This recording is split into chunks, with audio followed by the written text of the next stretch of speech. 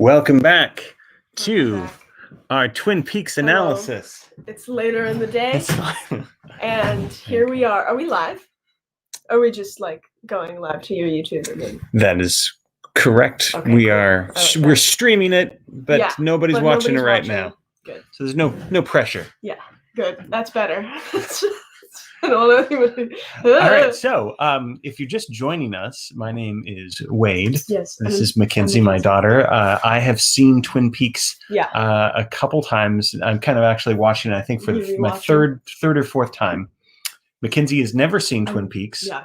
First time. So today she watched episodes 1 through 3. We did a little video kind of going over your first impressions and trying to solve kind of the mystery aspect of it.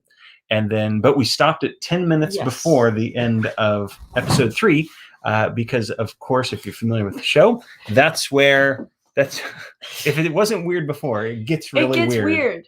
Then it gets very David Lynchian. And so I want to find out what Mackenzie's impressions are of the last 10 minutes of episode 3. So, so go ahead. So for me, this scene has solidified my suspicions about the eye patch lady. And I know you're probably like, that's dumb. Why would you think of the eye patch lady? So Nadine. Okay. Nadine has an eye patch on the left side of her face. Mm-hmm. We're looking for a man with only one arm. Which arm is he missing? The left arm. Correct? Okay. This the guy from the dream? Yes. He's the guy from the dream. I don't know what he's about. And Have you seen him before that you remember? He's not the doctor. He's not like the Dr. Jacoby? No, I guess not. I don't know. He's got a face. He does have a face. Have we seen him before? So, without giving anything away, I'm letting you do the detective work, but but we do see him in the dream. Yeah, we see him in the dream, and then we see the bed boy again. I'm pretty sure the bed boy again. Something about his energy makes me say boy instead of man. Gotcha. Do you remember if the dream has given them names? Yes, Mike and Bob. So that's Bob, right? And that's Mike, I think, or a vice versa. I don't know. Help you out. That is vice versa. So he says he's called Mike, and his name is Bob. Bob in the scene in the dream sequence says, "Mike, are you there? Yeah. Can you hear me?" Something like that. Okay. So we got Mike and Bob, and of course we have them. Mike and Bobby. Oh, got you. Okay. All right, so that's like them in the future then. I don't know. Okay, I like it. I didn't even pick up on that. I forgot their names. So I don't know if you've seen it yet, but So a lot, but in the first 3 episodes, I'm not saying that they're important necessarily, but it's at least a coincidence. Yeah. Right. It's cool that they have the same names. Okay. I like it. Okay. And then, all right, so take us through. I kind of got you sidetracked though. So so Nadine. So I'm thinking that Nadine is my new number 1 suspect. If I'm going based off of this dream, which if I was really going off of anything, I would go off of I'm going to interrogate everyone. Okay. I'm going to interrogate the dad, the boyfriends. All right. So but since I can't. So because Twin Peaks is a weird show. Yeah. I just gotta you're kind of assuming that it's not necessarily going to have it's going to have a different sort of logic. Yes. Is that what you're saying? Yeah, I'm saying that it's going to have a storyteller logic instead of a real. Let's kind of explore both aspects. Okay. Let's talk about what you think it is in the David Lynch world, and then if you were a detective conducting the investigation, we'll go with that. Who would I go with? Okay. So let's start with the dream world. Okay. And again, here's a cool image. I liked this scene a lot. Weird stuff going on in this very interesting place. Okay. I liked it. So my reasons for thinking in this dream world state that it's Nadine, right? That's the lady with the eye patch? Nadine has the eye patch. Okay. I think it's Nadine. First of all, point number 1, everything's on the left side. There's an emphasis on disability. Okay. Which there's a woman in a wheelchair, but this scene focuses on just left injuries. Only left injuries.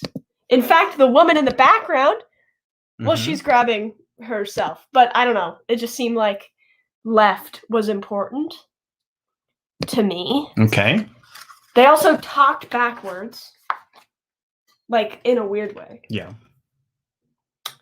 And then also, point number 2 as to why I think it's her is the curtains. The curtains really stuck out to me. She wants curtains. She wants curtains. She wants the curtains hung, and she wants them to be silent. That's important to her. Okay. So that sticks out in my mind. The other thing is he's going like this. The person in all red. He's going like this. And to me, that reminded me of when she was going like that with the drapes. Gotcha. And she like just kept going back and forth in the same kind of pattern. Okay.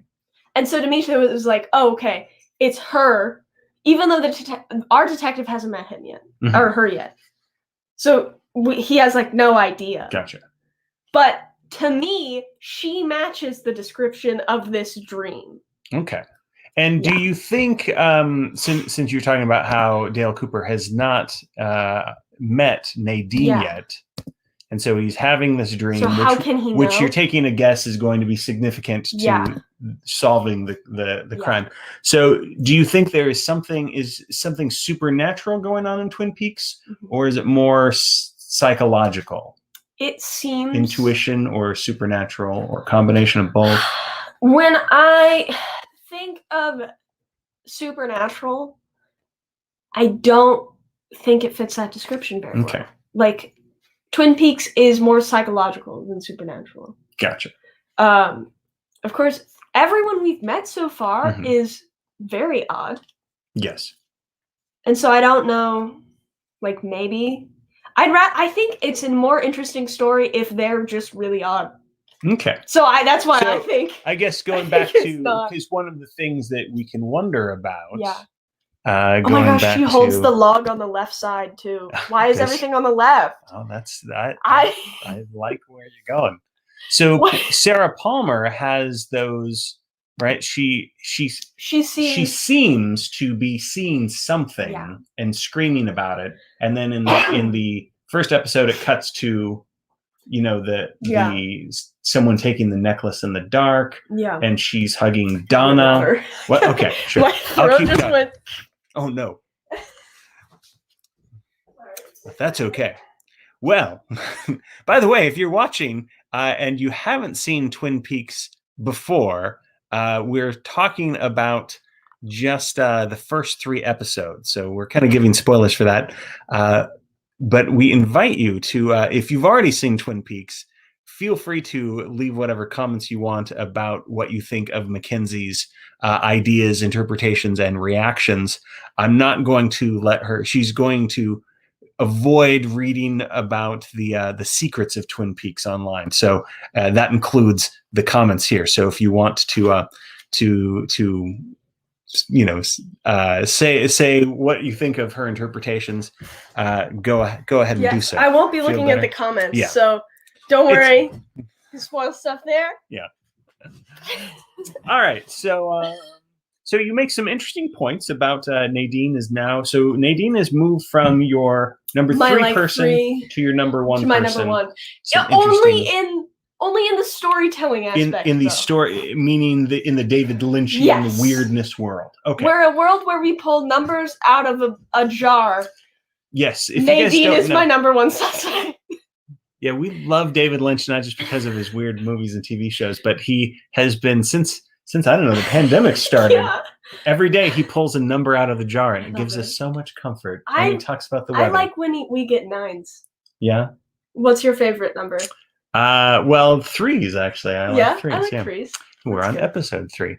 So so anyway, so Sarah Palmer, when she's seeing those things, do you think that's intuition, something psychological, something ESP? Not sure yet. How are you interpreting that? Currently, I'm interpreting it as a mother's connection to her daughter in like a psychological kind of way. Like she kind of knows maybe what happened, like a little bit, like bits and pieces, but she doesn't really know for sure. So it's more of like she's scared and what she knows she's trying to hide in herself. Cool. And so if Nadine is the sort of the weird David Lynchian, that's your guess right now. That's suspect number 1 right now. Yeah.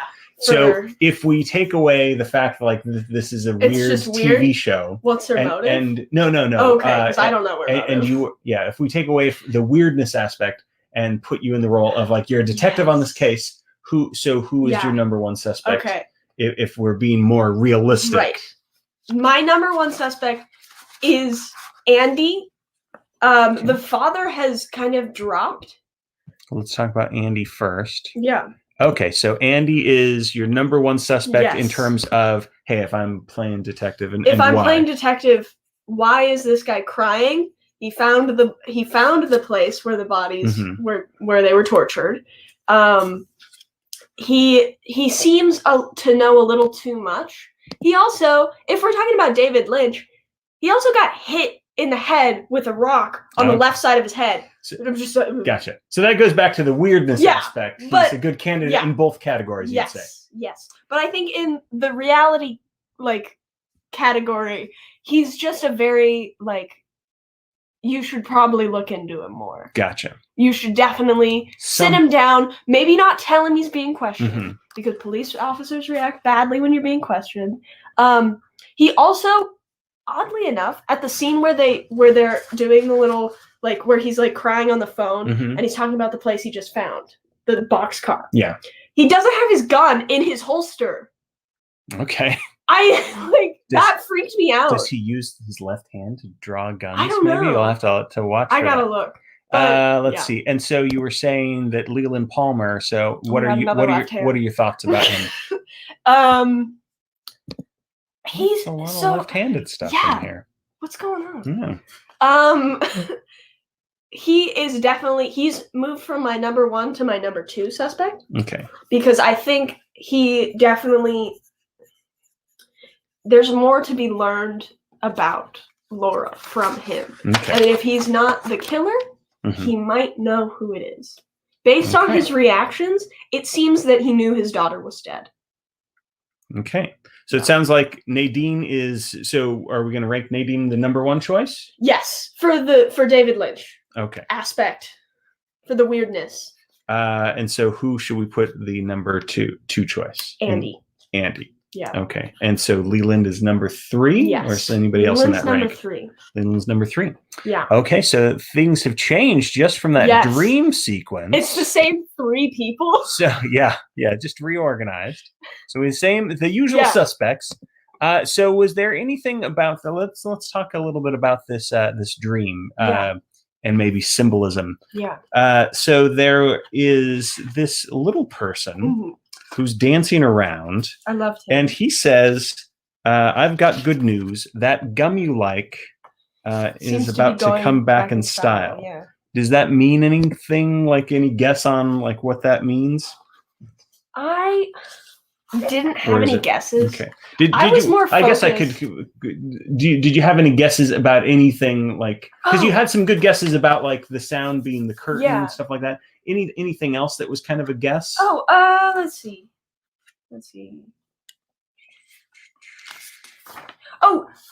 She touches her nose. Yeah. She touches it on the left side. But okay. But something about the nose touch seems significant, but it's also a dream sequence, so I feel like everything is supposed to be taken lightly, if that makes sense. In my mind. It's supposed to be loose. So she touches her nose. She touches her nose. My other note in here was that he shake at the beginning. He's shaking around. Shaking. Yeah. And what do you think that means? Anything? I felt like that our suspect is unstable. Okay. I felt duh. Yeah. But it's not a calculated it's thing. Not, it's more of an erratic behavior. Okay. So you think the shaking little person means that the killer is erratic, unstable. And we don't expect much of them was the other thing that I got. Okay. We don't expect much to come from them. So that's why I'm ranking her first. Nadine. I'm ranking Nadine first because in this weirdness, like we're supposed to be looking for a male suspect with a J. That's what we're supposed to be looking for. But I don't feel like any of the J's at this point they're not on my suspect list. I think she just met up with a J and then she got murdered. Okay. Yeah. Laura, or whoever that person is in the dream, says, sometimes my arms bend back. Oh, that was my other point. I forgot about that. I wrote it down, but I forgot. When Nadine breaks her workout equipment, she bends backwards, and that made me think of Nadine some more. So at this point, I'm just set on Nadine, and everything they say seems like Nadine. A lot of possible Nadine clues. Okay. So I'm probably way wrong, but. And what were you thinking? You kind of talked about the flashing lights that are in this scene. Is there anything they seemed, while he's dancing? The flashing lights. Okay, they reminded me of the curtains. It's like because she's opening and closing. Oh, the light going in. Yeah, because when he's in the gas station. Which was another point. He's in the gas station and she's like doing that, and you see the light on his face, hitting his face over and over again. Also, they say I think it's Mike. Mike says the one-armed man. Yeah, the one-armed man. Mike. He says that the gas. He says something about he says they lived above a convenience store. Yeah, so that just also made me think of Nadine, Big Ed who and Nadine. lived next to a convenience store / owned.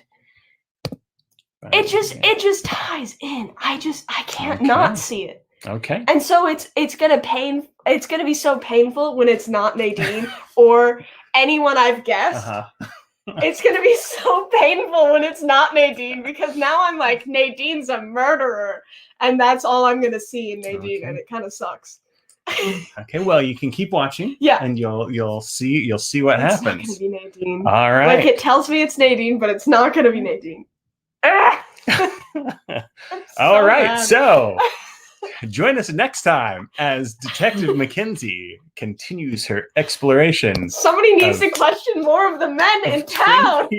I know Dale Cooper is just... They're kind of just limp. Oh, so before we say goodbye, so Dale Cooper, so she whispers in his ear, and then he wakes up and calls the sheriff. Yeah. And says, hey, I know who the killer is. And he says, no, it can wait till morning, and slams the phone down. Yeah, so what do you think's up with that? I think he's what's your expectation as to how do you think episode 4 is going to begin? I feel like we're probably going to just be getting coffee. I feel like it's just going to be so nonchalant. It's just going to be really David Lynch, and they're going to take, like, the whole episode, nothing's going to happen. Like, it's just going to be 30 minutes of, like, this is good coffee, and then he spits it out again. All right. Okay. Well, that was another episode of Watching Twin Peaks for the first time with Mackenzie. Thank you. Bye, everybody. Bye. Bong, bong, bong, bong, bong, bong. Is that the Twin Peaks sound? Bong, bong. That's my Twin Peaks. Is it bong? I do like that the music is like the soundtrack.